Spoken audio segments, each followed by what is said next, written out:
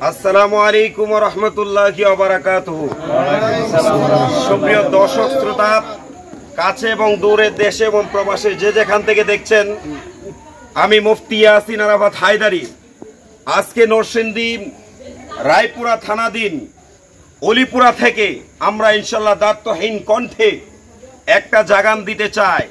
আল্লামা পীর মুফতি গিয়াসউদ্দিন আত-তাহিরি হুজুরের নামে আপনারা দেখেছেন 8ই সেপ্টেম্বর একটি মিথ্যা মামলা হয়েছে।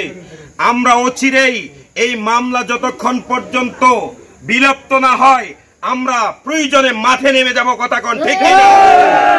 আমরা রায়পুরার মানুষ, বেলাবরের মানুষ, নরসিংদীর মানুষ দেখিয়ে দিতে চাই রাসূল পাক সাল্লাল্লাহু আলাইহি সাল্লামের জন্য আমরা জীবন দিতে সদাই প্রস্তুত। কথা কোন ঠিক না?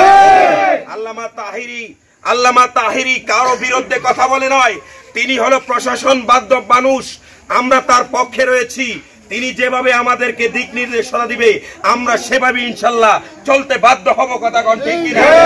প্রয়োজনে আমরা মরতে হয় মরব, তবু আমরা দেখিয়ে দিব রাসূল পাক সাল্লাল্লাহু আলাইহি সাল্লামের মুহাব্বত যেন আমাদের অন্তরে কিভাবে লালন করে। কথা কোন ঠিক কি না? একটাই উদাহরণ রয়েছে, ইসলাম জিন্দা হোতা হে হার কারবালা কে বাদ। ইমাম হুসাইন দেখিয়ে দিয়েছেন তিনি রক্তের বদলায় রক্ত দিয়েছে, কিন্তু বাতিলের কাছে ঈমান দেয় নাই।